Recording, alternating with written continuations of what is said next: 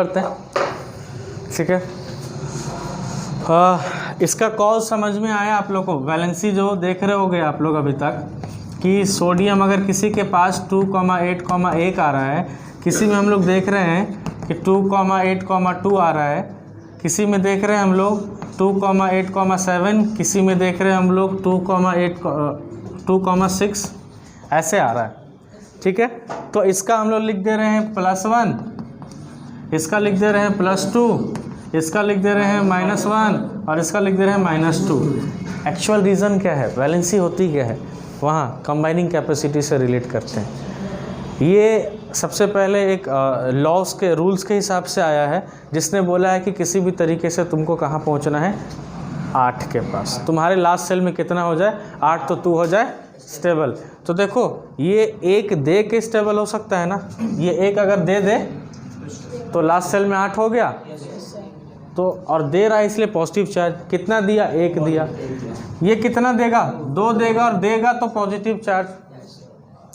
ये कितना लेगा? 1 लेगा और लेगा तो नेगेटिव चार्ज। कर्जे चढ़ गए सर पे, माइनस चार्ज लगाएगा।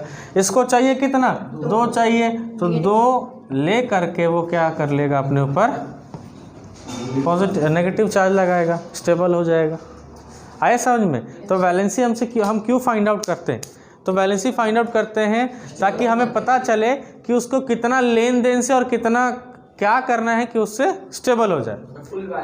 इससे हमें ये पता चल जाएगा कि कितना उसको लेना है या कितना उसको देना है। अगर मैं बोलूँ कि +1 1 का वैलेंसी है, तो आप क्या बोलोगे? यानी उसको एक छोड़ देगा, वो अगर छोड़ देगा 1 तो वो स्टेबल हो जाएगा। कोई बोले +2 है, छोड़ देगा 2 तो स्टेबल हो जाएगा। 7 है तो क्या है? 1 लेना है, इसे -1 है। दूसरी नंबर एक चीज़ और पता चलेगा, हम जब कंपाउंड्स बनाते हैं उससे मदद करता है हमें। कैसे मदद करेगा? मान ले मेरे पास एक हाइड्रोजन है, ठीक है, और Cl है। कोई तेरे से पूछे बता हाइड्रोजन और Cl जब मिलेंगे, ठीक है, तो कैसा बनाएंगे कंपाउंड? एक ऑप्शन दिया रहेगा HCl, एक ऑप्शन दिया रहेगा HCl2, एक ऑप्शन दिया रहेगा H2Cl। तो हमें पता कैसे चले कि कौन सा सही होगा? तो ये चेक करते हैं वैलेंसी से। कैसे सर? देखो हाइड्रोजन का वैलेंसी होता है +1, होगा नहीं कि होगा? होगा। इसका क्या हम लोग देखे थे? -1। यानी ये 1 और ये 1 रहा तो बात बन जाए। क्या हो जाए? बात बन जाएगी। तो सही कौन होगा? HCl होगा। क्यों? अगर ये है, इसका मतलब अगर ये होगा तो हमको इसका कितना चाहिए वैलेंसी? 2 चाहिए, तब जाके ना वो क्रॉस होगा तो उस पर आएगा। 8 क्लास वाले को नहीं समझ में आ रहा, तू और अच्छे से समझ, ठीक है। यहाँ तक क्लियर हुआ? नेक्स्ट क्या क्रॉस? Criss cross.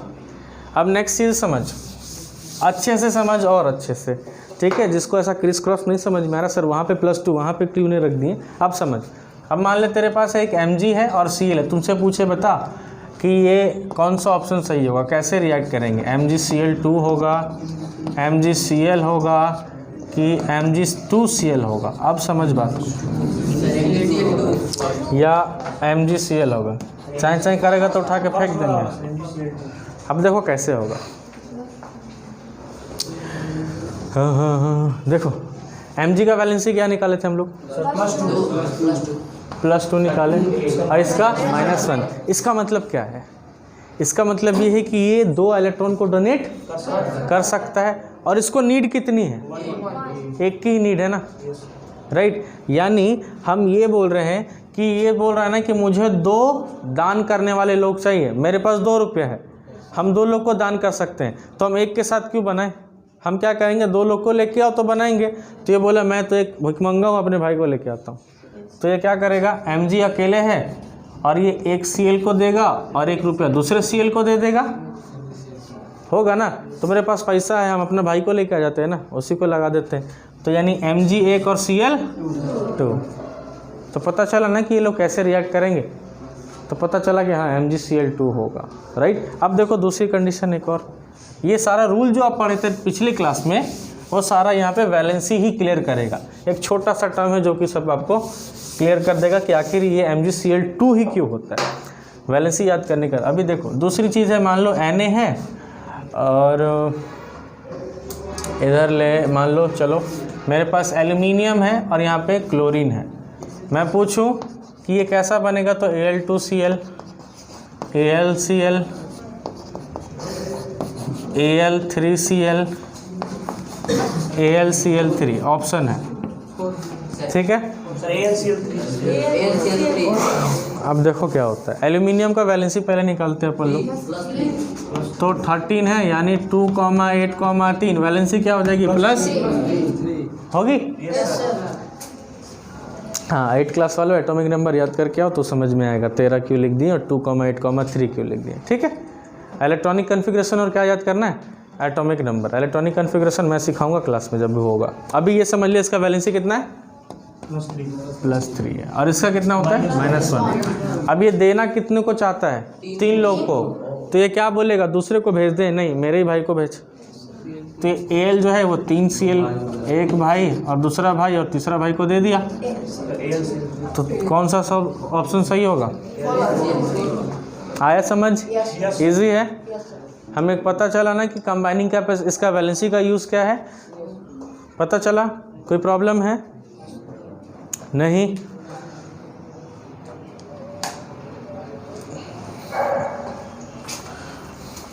चलो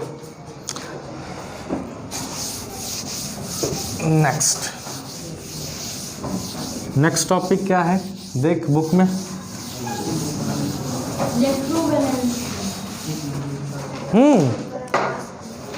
इलेक्ट्रोवैलेंसी दिया होगा इस चंद में, इसी को बोलते हैं।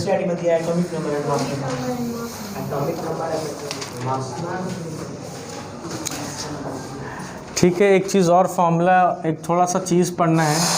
एटॉमिक नंबर जो होता है वो इक्वल होता है टोटल नंबर ऑफ प्रोटॉन, ठीक है। और आप जो एटॉमिक मास निकालते हो, ठीक है, एटॉमिक मास जो होता है वो इक्वल टू होता है number of proton plus number of neutron, ठीक है। Number of proton plus number of neutron के बराबर।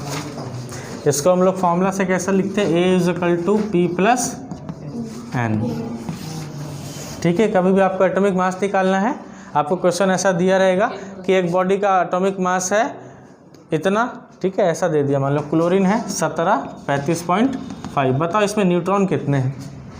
तो हम क्या करेंगे, इसको इसके जगह लगाएंगे,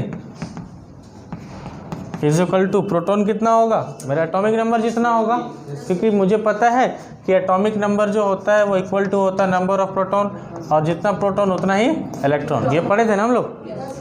तो एटॉमिक नंबर क्या बताता है, नंबर ऑफ प्रोटॉन के बारे में, राइट। तो प्रोटॉन के जगह पे क्या लिख देंगे हम लोग, 17। क्या n मुझे नहीं पता चल जाएगा नॉर्मल अलजेब्रा लगाकर, नहीं पता चलेगा, डेफिनेटली पता चलेगा। कोई दिक्कत है तो ऐसा क्वेश्चन आ जाते हैं छोटा मोटा, कोई पूछ देगा तेरे से ऐसा लिख के, बोलेगा कैल्शियम है 20, 40, बता तो मेरा इसमें न्यूट्रॉन कितना है। तो क्या करोगे, 40 = उस पर फॉर्मूला पे डालो, A = P + N, तो 40 = प्रोटॉन कितना, 20 + N, न्यूट्रॉन कितना आ गया मेरा, 20 आ गया। कोई दिक्कत, आगे बढ़े अपने नेक्स्ट क्लास में। चलो नोट डाउन कर लो जिसको करना है। 8 क्लास अपने घर जाओ।